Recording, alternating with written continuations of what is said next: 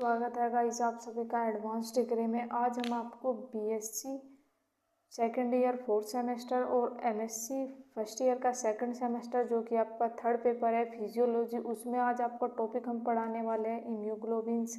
ये काफ़ी important topic है। हम इसकी स्ट्रक्चर, फंक्शन और इसके जो फोर्थ टाइप है उसके बारे में डिस्कस करेंगे।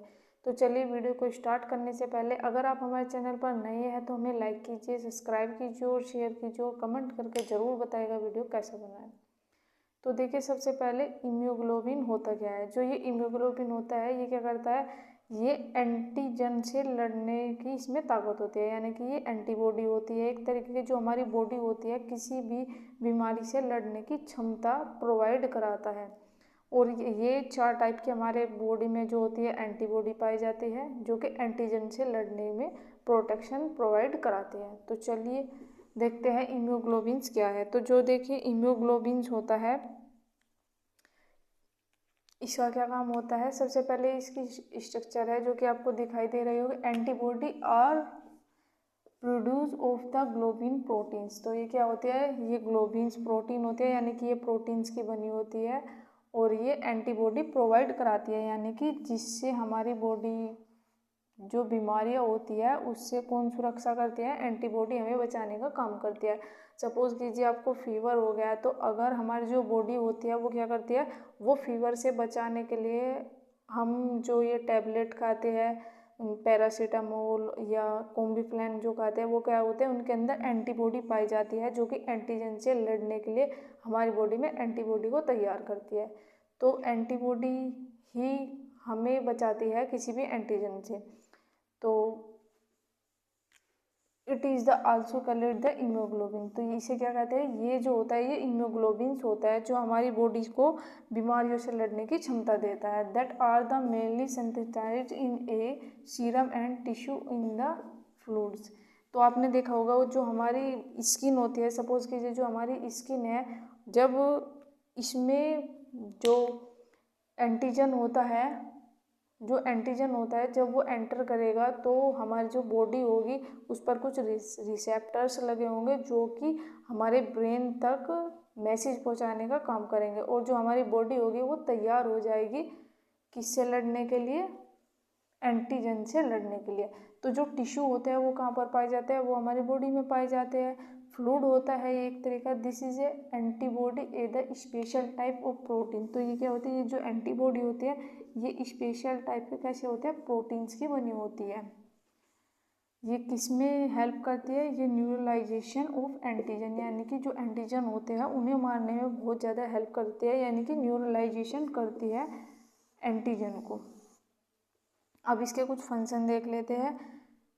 जो इसके फंक्शन है वो है, it is the prevent the attachment of the mucosal surface of the host, यानी कि एक होस्ट होता है उस पर ये सरफेस पर होते हैं। It is the reduce the virulence of the microbes the neutralization toxic and virulence, यानी कि ये जो एंटीजन जो आते हैं, जो एंटीजन होते हैं, देखिए यहाँ पर समझिए, सपोज कीजिए ये हमारी ये कोई भी एंटीजन है तो हमारी बॉडी पर रिसेप्टर लगे रहते हैं। जब ये एंटीजन आता है तो ये हमारी बॉडी पर अटैक करेगा, तो जो हमारी बॉडी होती है वो कुछ इस तरीके से रिसेप्टर को जो रिसेप्टर से इसे मैसेज मिलेगा हमारी बॉडी को, जो हमारा ब्रेन होगा उस तक पहुंचाने का काम करेगा, यानी कि जो हमारी बॉडी होगी वो एंटीबॉडी को तैयार कर लेगी और इससे लड़ने की कोशिश करेगी।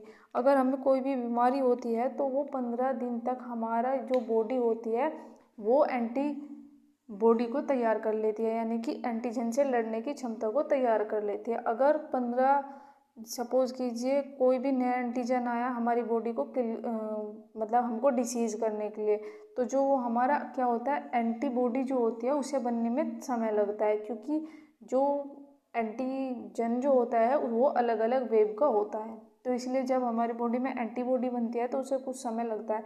जब फर्स्ट टाइम कोई भी एंटीजन आता है तो उसे पता, सपोज कीजिए ये वायरस है कोई भी, इसे क्या बोलेंगे, ये बोलेंगे एंटीजन।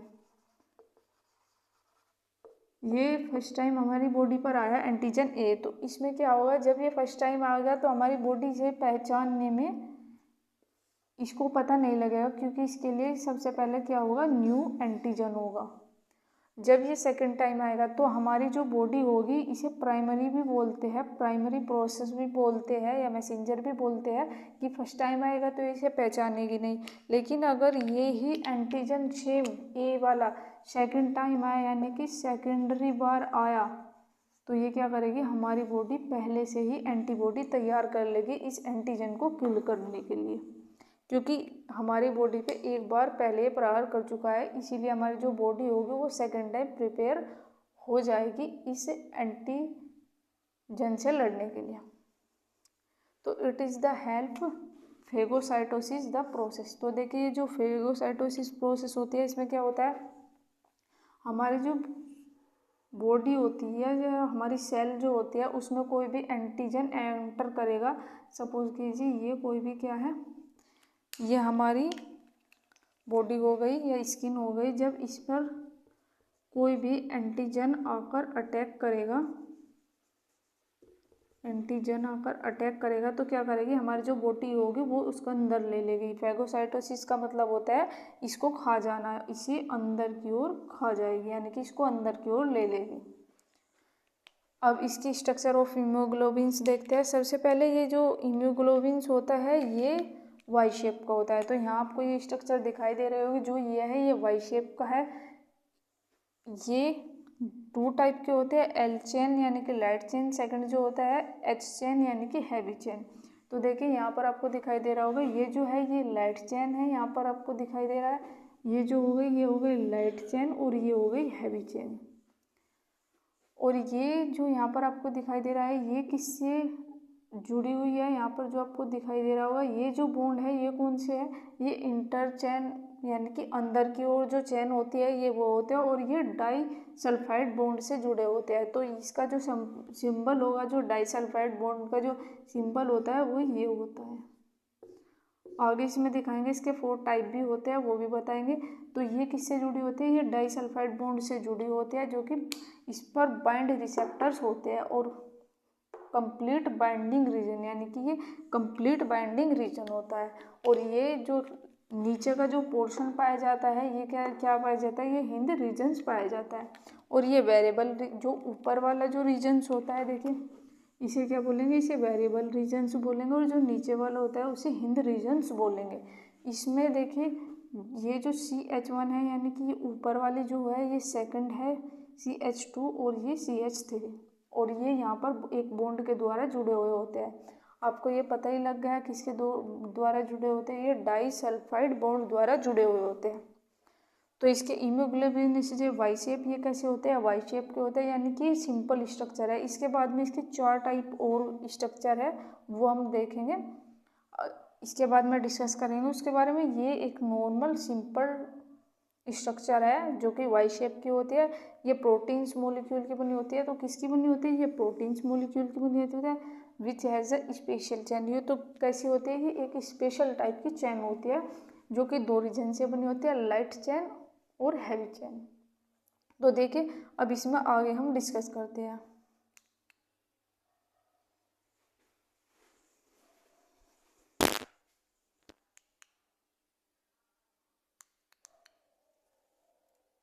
देखिए अब ये क्या है, ये मेन 5 टाइप के होते हैं। पहला जो है इम्यूग्लोबिन और प्रेजेंट, यानी कि हमारी जो बॉडी होती है उसमें 5 टाइप के पाए जाते हैं। ये लिखे हुए हैं देखिए 5 टाइप के। तो देखिए यहाँ पर आपको पहला जो दिखाई दे रहा होगा वो होगा IgG, दूसरा जो है IgM, IgA और IgE और IgD।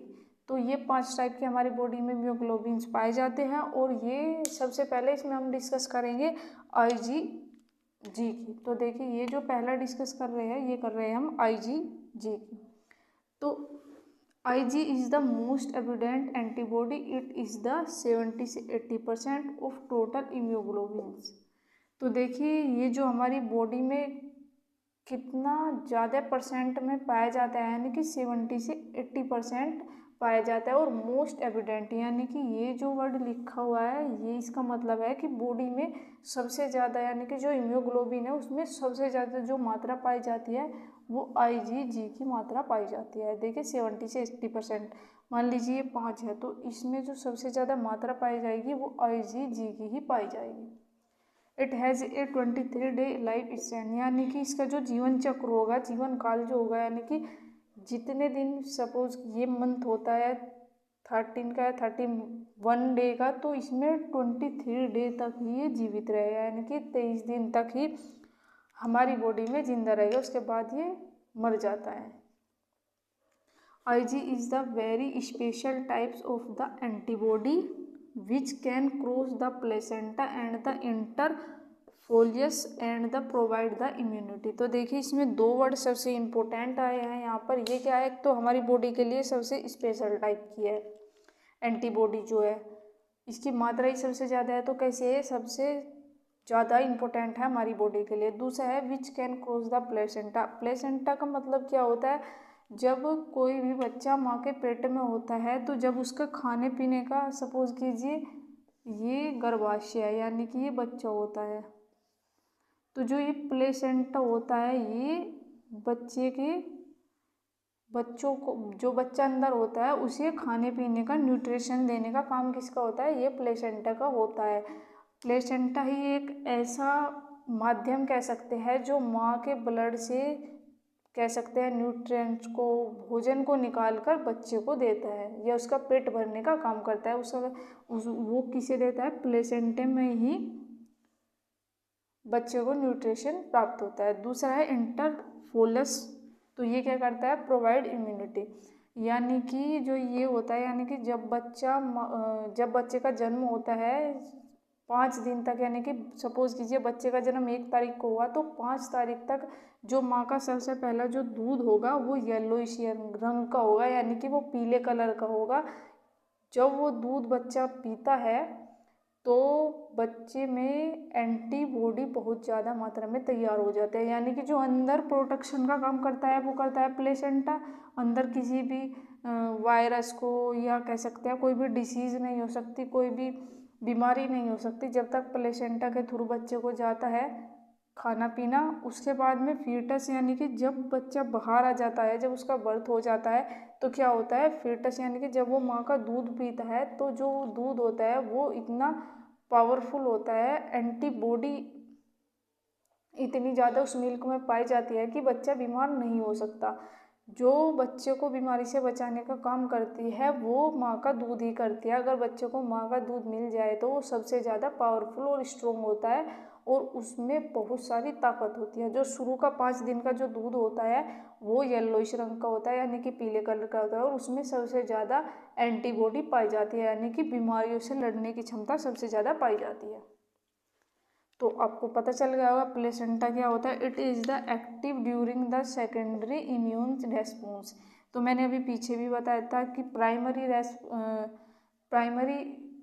रेस्पॉन्स क्या होता है और सेकेंडरी रेस्पॉन्स क्या होता है। And it has the ability to the active complement the fixation by the classical pathway. तो देखिए इसमें कुछ पाथवे होते हैं। पाथवे का मतलब सपोज कीजिए कोई भी क्या आया बॉडी पर, सबसे पहले ए टाइप का कोई भी एंटीजन आया, जो हमारी एंटीबॉडी है, ये क्या हो गई, ये हो गई एंटीबॉडी,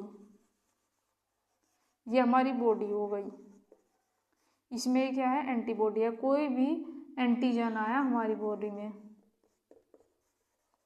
इसने क्या किया, इसने हमारी बॉडी पर अटैक किया, तो जब ये फर्स्ट टाइम होगा, यानी कि ये प्राइमरी इम्यून होगा या प्राइमरी रेस्पॉन्स होगा, तो ये क्या करेगा, ये बॉडी में एंटर कर जाएगा। जब, क्योंकि हमारी बॉडी में इतने लड़ने की क्षमता नहीं होगी कि वो इसको इससे बच सके जो ये एंटीजन होगा। लेकिन जब सेकंड टाइम ये आएगा, यानी कि सेकेंडरी जो रेस्पॉन्स होगा, तब ये जो एंटीजन होगा उससे एंटीबॉडी एक्स्ट्रा ही पाएगी, ये अंदर नहीं घुस पाएगा, क्योंकि एक रिसेप्टर के थ्रू, एक रेस्पॉन्स के थ्रू हमारे माइंड में, बॉडी में, एक ब्रेन्स में, क्या कह सकते हैं कि एक तरीके का मैसेज पास होगा कि ये वही एंटीजन है जो फर्स्ट टाइम भी आ चुका है और इसने हमारी बॉडी को बहुत नुकसान पहुंचाया था। तो एंटीजन और एंटीबॉडी का तो ये हो गया। IgA have a the main सब क्लास। तो देखिए ये जो होता है इसकी सब क्लास होती है। जी की क्या होती है, सब क्लास होती है। देखिए ये 4 सब क्लास है, जो साइड में डायग्राम भी आपको दिखाई दे रहा होगा। तो पहला जो है वो है IgGA1, IgG2 और IgG3 और IgG4। Class are the different from the each other, यानी कि डिफरेंट फॉर्म में है, ईच अदर है, और the normal range of the Ig in the serum in the 18 से 16 mg का जो इसमें सीरम पाया जाता है। इसमें सीरम भी तो होता है, तो जो सीरम होता है वो 18 से 16 mg का होता है। अब देखिए इसमें देखते हैं ये 4 टाइप की क्या है, अभी बताइए 4 कैसे सब क्लास में है। इसमें 4 टाइप की। तो देखिए जो पहली होती है, इसमें देखिए इस तरीके से ये कोई भी एक एंटी बॉडी हो गई, तो इसमें ये जो साइड होगी ये इसे क्या बोलेंगे, इसे बोलेंगे एंटीजन, यानी कि एंटीजन बाइंडिंग साइट। यानी कि कोई भी जब एंटीजन आएगा सबसे पहले यहाँ पर आकर बाइंड करेगा, इस ओर बाइंड करेगा। कोई भी बाहर से एंटीजन आएगा तो ये हमारी एंटीबॉडी हो गई, यहाँ पर आएगा तो वो यहाँ पर आकर बाइंड करेगा। दूसरा जो है वो वेरिएबल रीजन है, तो इसे क्या बोलेंगे, ये लिखा हुआ है वेरिएबल रीजन। ये क्या है, ये हिंद रीजन है, और ये क्या है, ये कॉन्स्टेंट रीजन है। देखिए ये जो एरिया होता है इसे क्या बोला जाता है, इसे constant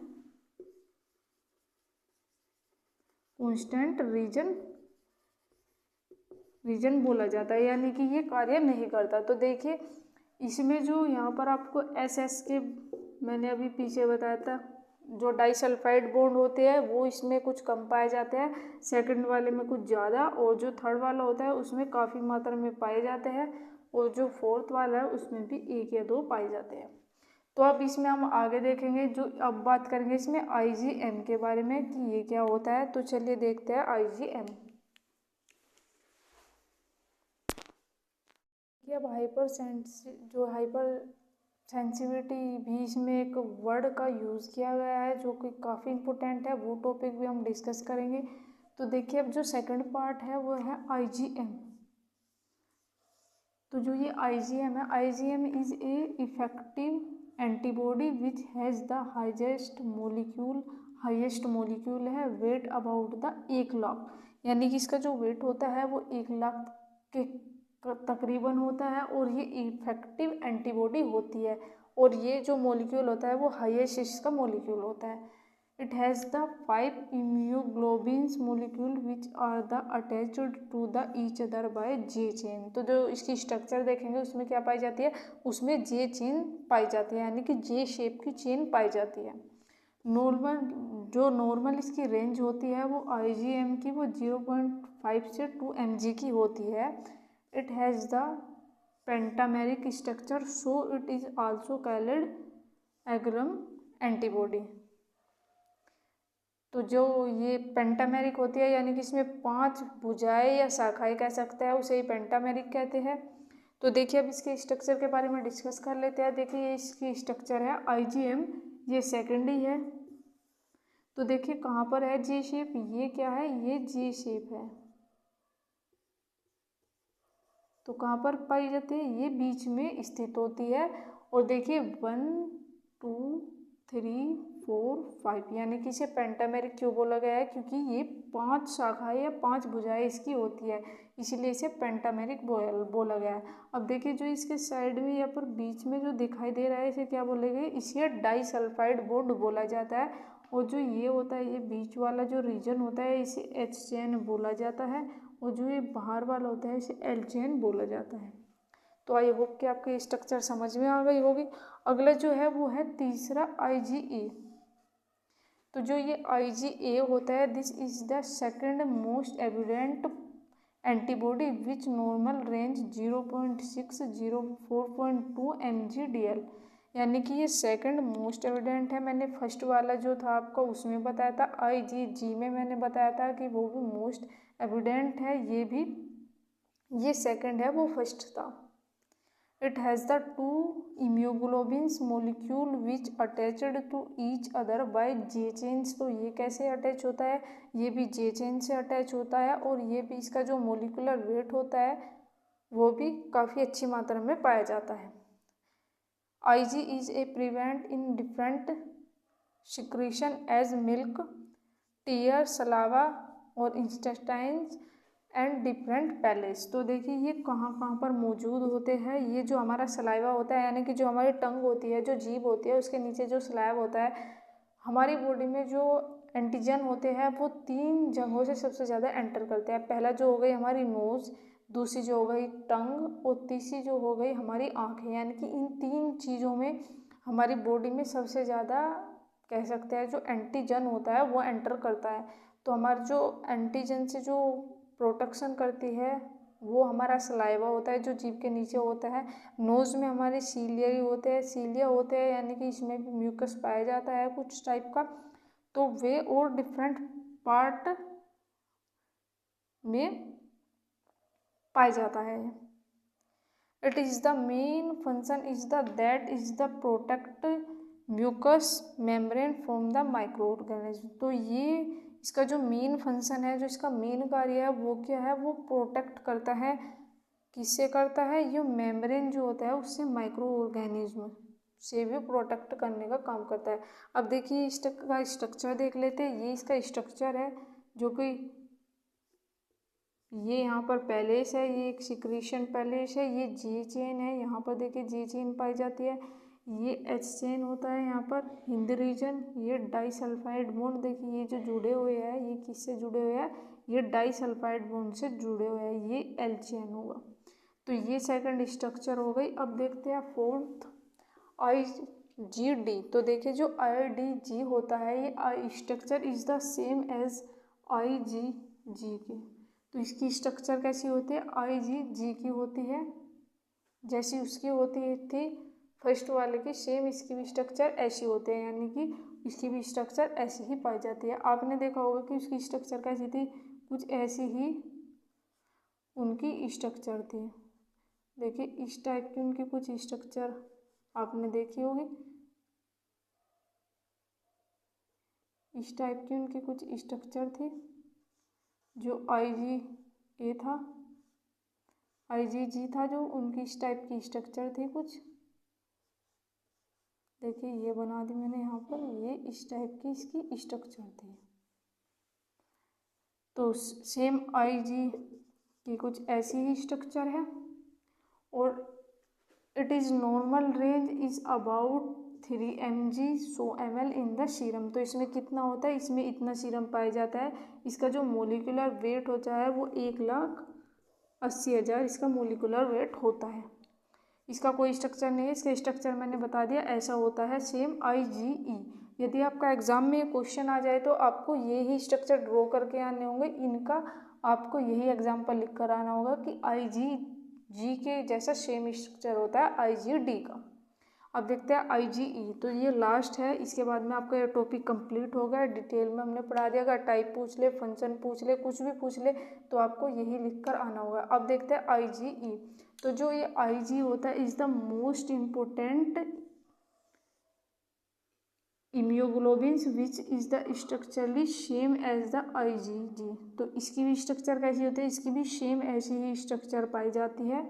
it is the molecular weight वो होता है 19 लाख। देखिए इसका कितना मोलिकुलर वेट पाया जाता है, इसका जो मोलिकुलर वेट होता है वो 19 लाख मोलिकुलर वेट पाया जाता है। This immunoglobin are the heat labile and the other immunoglobins are the heat stable. तो ये कैसा होता है, ये हीट जो होती है यानी कि ये हीट स्टेबल भी होता है, यानी कि जब ये गर्म होता है हमारे बॉडी में रहता है, कोई हमारा पार्ट गर्म होता है तो वहाँ पर भी ये स्टेबल रहता है, कितना भी हीट हो वहाँ पर भी ये कांस्टेंट रहेगा। इसके जो नीचे वाले रीजन होते हैं ये वाले, ये ही कांस्टेंट बताए थे मैंने आपको, तो ये क्या होगा, ये हीट स्टेबल होगा।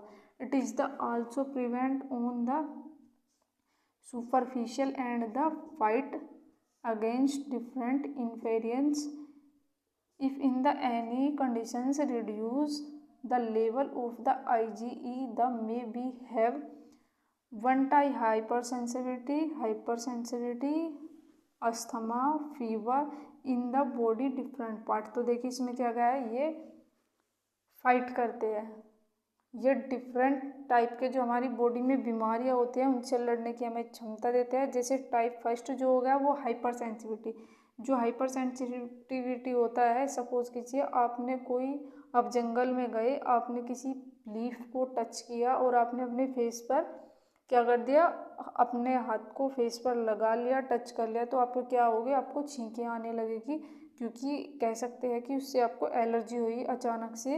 यानी कि किसी चीज़ को जब हम सूंघेंगे तो हमें प्रॉब्लम होगी, उसे बोलेंगे हाइपर सेंसिटिविटी। अस्थमा हो जाना, फीवर हो जाना, तो हमें फीवर भी हो जाता है, और different part in the body, different part. तो आई होप कि आपके ये समझ में आया होगा। तो कैसा लगा आपको हमारा टॉपिक, आप कमेंट करके ज़रूर बताइएगा। मिलते हैं किसी नए टॉपिक के साथ में, जब तक के लिए आप हमारे चैनल से जुड़े रहेगा। तो थैंक यू गाइस।